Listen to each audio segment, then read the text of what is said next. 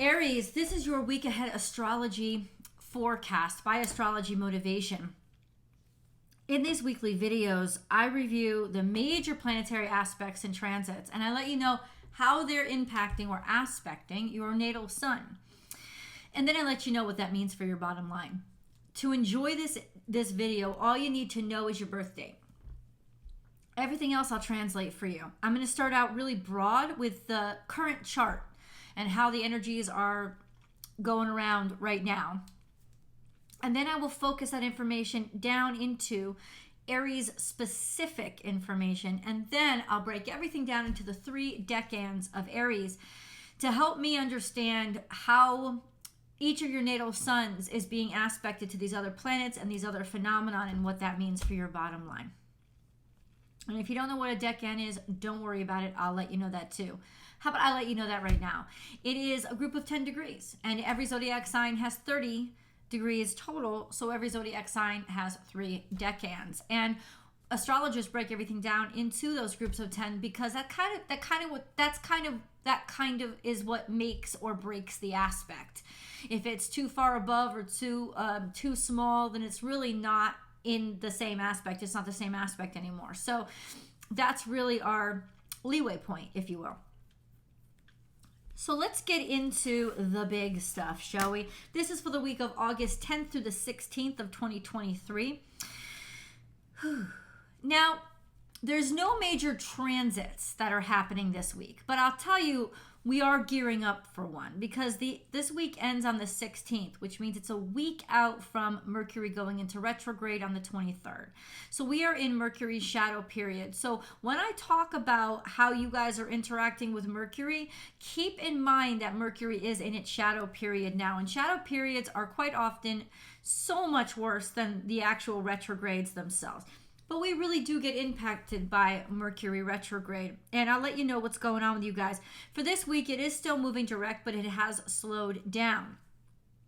So it's tripping over itself more than it usually does. I've been noticing that, trust me. So what else is happening? Well, on the 16th, we have a new moon in Leo.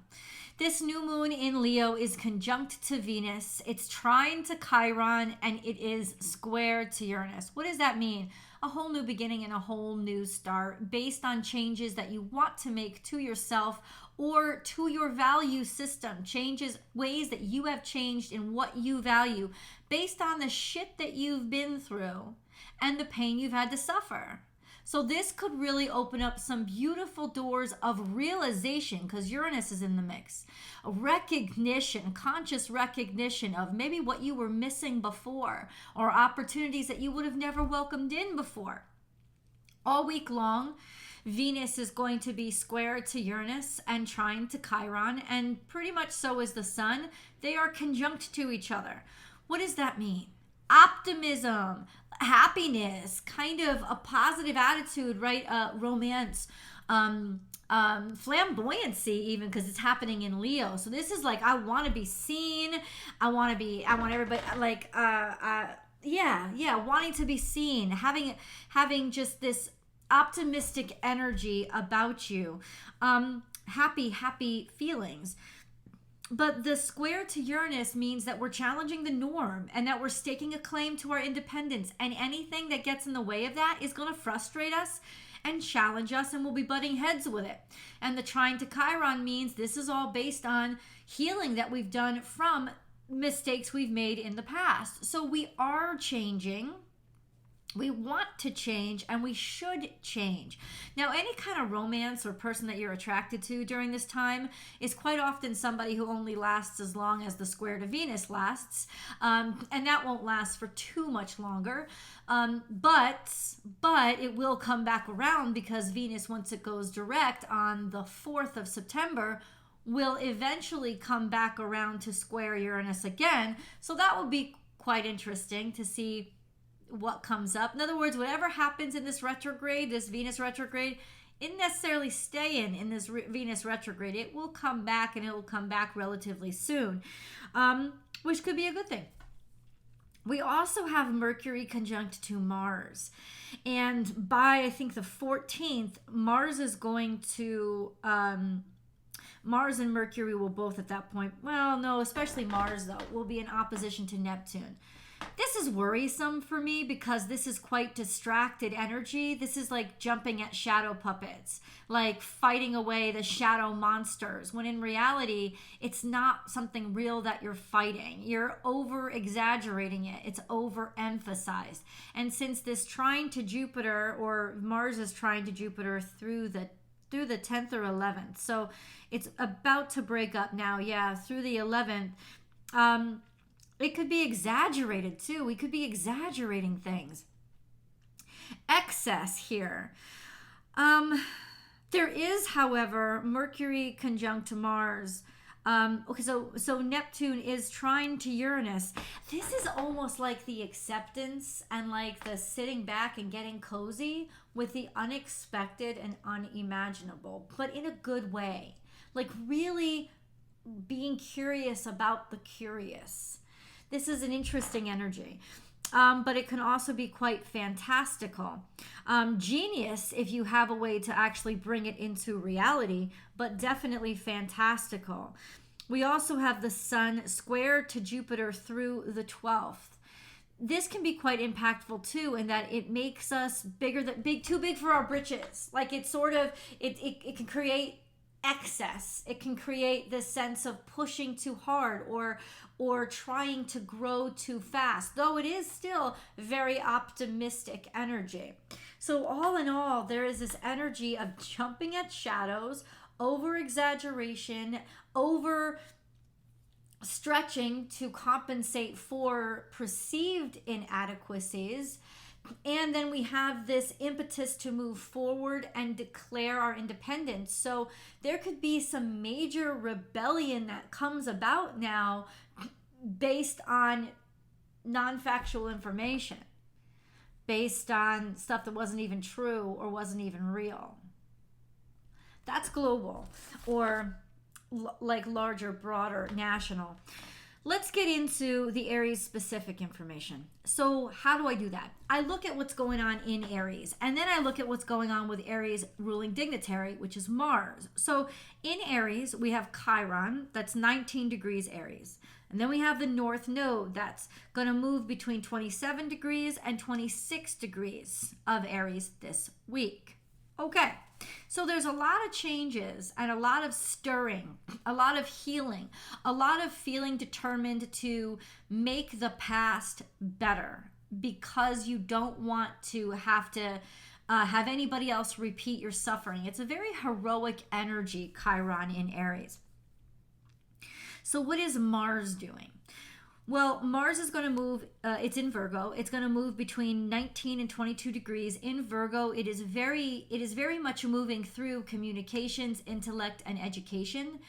It is very much moving through words and talking to people. That's how the actions are being taken. And every action is very particular and very precise and very scheduled. Virgo Mars likes things to be metered and predictable.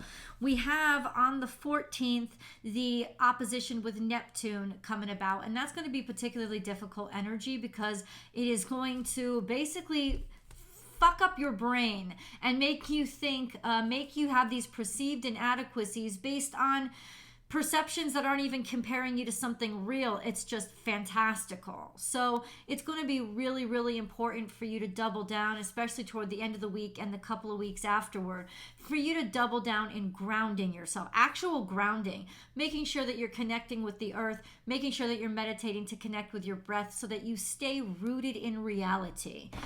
We have also a conjunction with Mercury all week long, which doubles this energy of talking, saying something, understanding something, learning something. It's just with that opposition to Neptune, are we acting upon truth or reality? Are we really getting to the bottom of something?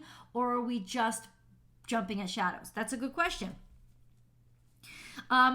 Through the 11th, there is also a trine to Jupiter between Mars and Jupiter, which is still, giving us that optimistic edge, giving Mars that optimistic edge to push forward, to expand, to be curious, to look outside of its norm, its normal culture, its normal maybe even nation.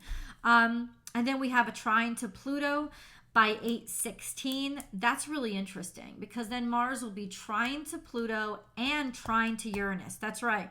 Uranus, this trine to Uranus is really going on all week long, but because Uranus is farther along in Taurus, the trine will last all throughout this week. So Mars trine to Uranus is definite technological advancements, as well as taking action to declare your independence, to want to be independent, to not want the norm, or to be doing something out of the norm that surprises people. And that is really surprising with Mars in Virgo. So there could be a lot of curveballs this week with that trine to Uranus, especially when at the end of the week, Mars is also opposite to Neptune. That's really beautiful, genius energy, but what are we acting upon? Now, if you're acting upon just concepts, figuring out how to put them into reality, this can be a beautiful time for a huge technological, mathematical,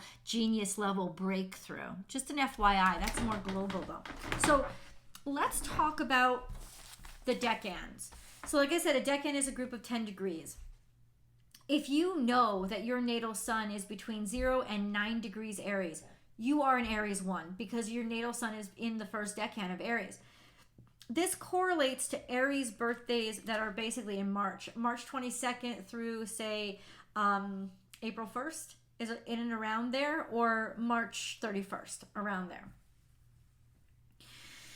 So there's not a lot happening for you guys right now that isn't long term. It's really just the cusps. If you are an Aries Pisces cusp, your natal suns are sextile to Pluto and they are conjunct to Neptune, but only if you're at the cusps. Everybody else is having a pretty peaceful week. And even for those of you who are born at the cusps, it's not going to be a particularly stirring week because it's pretty much same old this week for you guys. That new moon is going to be, however, quincunx to your natal suns, which means that on the 16th, there can be almost like a spur in your side that kind of jolts you into, it's like you need to change, you need to make a change, or you need to move on something that you haven't been able to, but now there could be some room for it, ready or not. So it is a supercharged day for you, and it could be quite frustrating and agitating, but the purpose is to get you to push forward. Aries 2.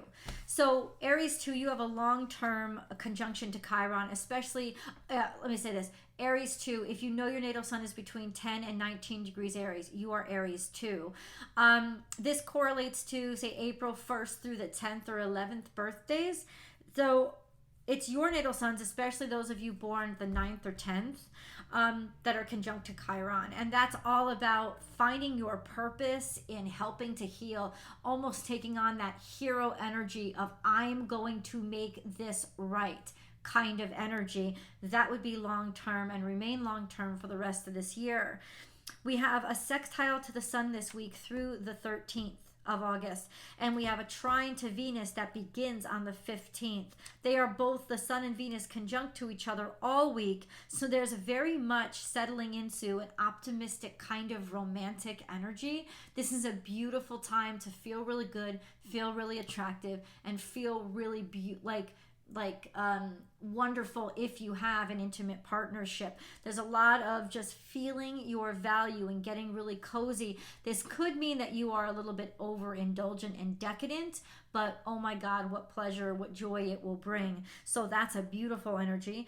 But then we have two semi-squares, semi-square to Saturn and semi-square to Uranus. And this is also long-term. So it's almost like you're caught between two generations and you feel you have some stubbornness between the two, not wanting to judge. But if anything, that's going to inspire you to create change a lot better, be more committed to creating change. Saturn is all about conformity and Uranus is all about lack of conformity, but they're both about intellect and practicality. So things do have to make sense. In other words, it is not going to be easy to move forward. There's going to be a lot of stubbornness that you come across, but you are going to be perpetually inspired to do so, which you should, and you'll learn a lot along the way. Let's go on to Aries 3. So Aries 3. If you know your natal suns are between 20 and 29 degrees Aries, you are an Aries 3. This correlates to April birthdays between the 11th or 12th through the 22nd. Your natal suns are conjunct to the North Node and opposite the South Node. And that means that your life is changing, that you'll find a lot of, over the next 6 months, you'll find a lot of different dynamics happening. Like, I used to like stuff that I don't like anymore, liking stuff that I never liked before, or I used to hate. Really being a lot more comfortable in stuff that used to make you uncomfortable, and seeing that what you want has changed. It's turned a corner. Especially when it comes to your sense of self and your individuality and your independence. You guys are trine to the new moon. Yeah, your natal suns have this beautiful harmonious trine to this extraordinarily beautiful, welcoming new happiness and abundance and romance into your life energy. So when I say this is going to be a joyful time, that's underestimating it. This is something really just joyous and beautiful, and you can't wait, and you're so happy about it kind of energy. This is a wonderful time to manifest in those things that matter to you and are important to you, Aries 3, because it will work. It's a very powerful moon for you. We also have a trine to the sun by the 13th. And we have a trine to Venus until the 14th, though Venus is still conjunct that new moon. So all week long, there are beautiful trines for your energy. For your energy to be up and optimistic. And for you to feel really good about yourself, high self-esteem, not caring who sees you, getting positive attention, and a wonderful time for romance, or to balance out that checkbook, or be able to find solutions with any kind of financial situations that you were getting into, or finding that you maybe had more money than you realize. Just a nice balance so that you don't have to worry. There's a relaxation there. Your natal suns are quincunx to Mars, which is your ruling dignitary, which means you could be finding it very agitating or very difficult to take action. Not very difficult. You could find that you need to take action. You just don't know how to do it right now, in that it could be very litigious or very writing heavy, and that just may not be you, but it's definitely something that you might have to face since Mars is in Virgo right now. And then we have a long-term square to Pluto, which is change, especially in combination with the nodes, this sense of you're dynamically changing, and there's this energy about you that won't give up no matter what. No matter how difficult this energy is, you're just going to go through this transition. There's a formidability to your character right now. People will feel it. You won't have to try. And there is a relentlessness that could turn into ruthlessness because of the pressure and heaviness of Pluto. But as long as you don't let it go to that ruthless point, it's actually going to be a very positive, wonderful thing. Let me know in the comments below how this energy is impacting you, Aries.